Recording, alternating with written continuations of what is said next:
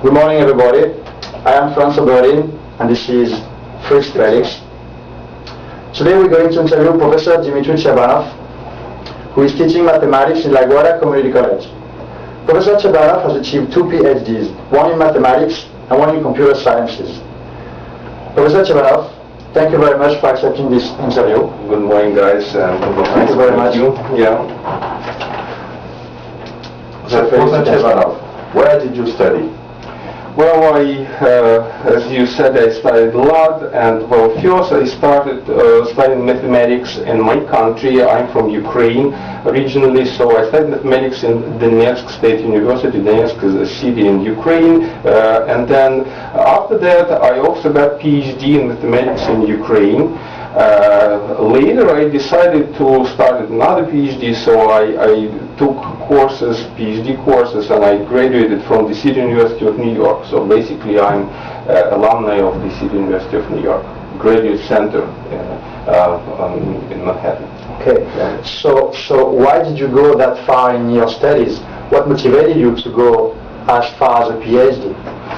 Well, I know it's quite difficult to say this, but when I was a student, bachelor student in my country, I was still in math department. There was mathematical department there, and my professors they suggested me to go because they probably see some kind of potential in me. And then later I realized that I like this, and basically after getting first PhD, I was working about 7 years for a research institute. It was purely research institute, and I know how it works, I know that this is like something that I like.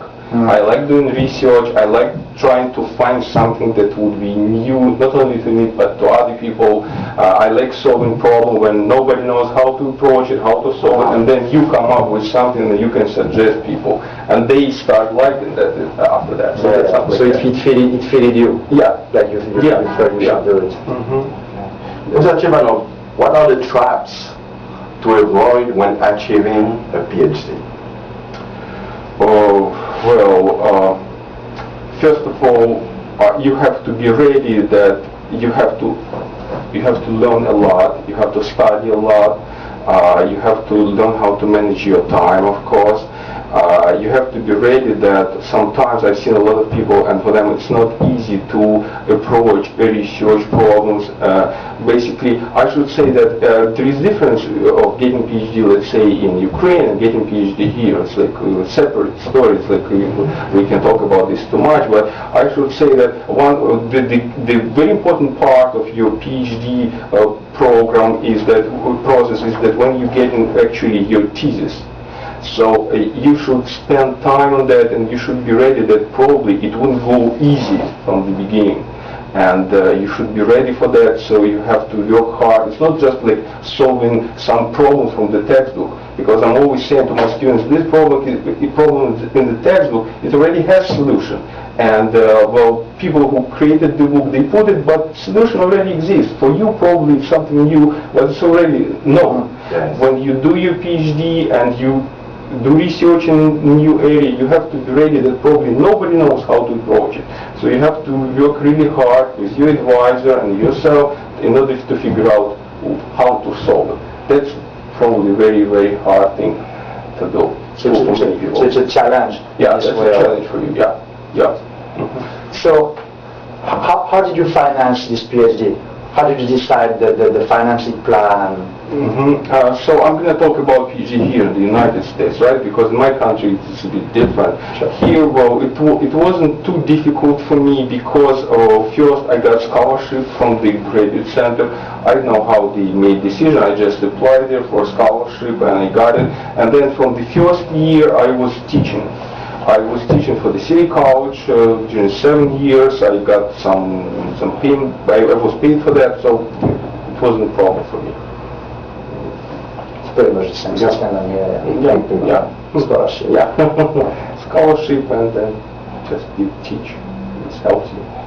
And Professor Chebanov, how did you manage your time when attending school for PhDs, and how do you manage it now? Well, I'm always working hard, and that's why I'm I know how to work well during, let's say, 16, 18 hours each day, every day. So I try to put everything in order, and you have to be ready. You have to read a lot. You have to teach. You have to prepare yourself for classes. I'm just trying to. I know it's not like it's something that is natural to me. So I never thought about this too much. I love it. Yeah, because I love it. It's not 18 hours. Yeah, You have to love it. but I should say that when I was younger, it was easier. Right now, when I become older, well, it looks like, oh, it's a bit difficult to do this. But when I was younger, I liked it so much. It wasn't a problem for me. So, wish. So, why did you choose to be a teacher? Because like 2 PhDs That's right. will give you more opportunities. Right. Like I said, my current research requires to be U.S. citizenship. So I got some offers, and once the people they noticed that I'm not U.S. citizen, they said, no, you have to wait. And I would be very well paid, but at the same time, so I had to find another job somewhere. At the same time, as I mentioned, when I started doing PhD here, I had to teach. And I realized suddenly that, well, I like it first, and it seems that my students like it. And the evaluations, the responses to my teaching, they always very good, very good. So I enjoy when at the end of semester I grade works of my students, and I see huge improvements and compared to what they did at the beginning of term. So that's why, well, I like it. The reason why I'm here, because I like it. I like teaching. So that's in the same time that's the answer of why choosing LaGuardia Community College. Right, yeah. This college pays too much attention on level of teaching. I'm open, I see what's going on here. So, probably even more than some senior colleges.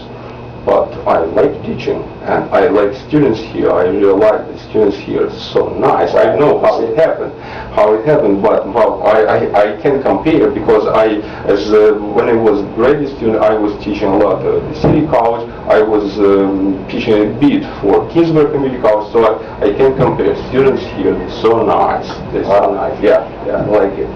Thank you. Thank you. In general, which advice would you give a student in LaGuardia Community College? Which advice would you give? Which advice for students who would want to carry on for a PhD, for example? Okay, so when you take in your classes, my main, I don't know if you would like it or not, but I have the main advice would be like this. Don't think too much about your grade. Of course that's important, but don't think too much about this. Think of what knowledge you gain in this course, because if you're going to do PhD, that everything you learn will be used later somehow. Okay, so it is very important what actually you learn in any course, and whether you'll be able to use it later in your study. Because if you just got, even if you got an A, but it's like it's still fuzzy for you what's going on here, well, how are you going to use this later? Because other courses, upper level courses that would require this knowledge, right? So idea is that concentrate on learning stuff. Make sure that when you learn some topic, that you not just read the book, you not just answer question, you try to get as deeper as possible into that topic. Bother your professor, try to get some supplementary materials from the web, from the library, read them. So that's very important. Get the knowledge because you're going to need it later on. Yes, of course. You need to go deeply. Yeah. Deeply through things. Yes. Yes. Well, that's it. Professor Chebanov, thank you very much. Thank you for your time. You're most welcome. Thank you very much for your time, Professor Chebanov. Thank you very much. So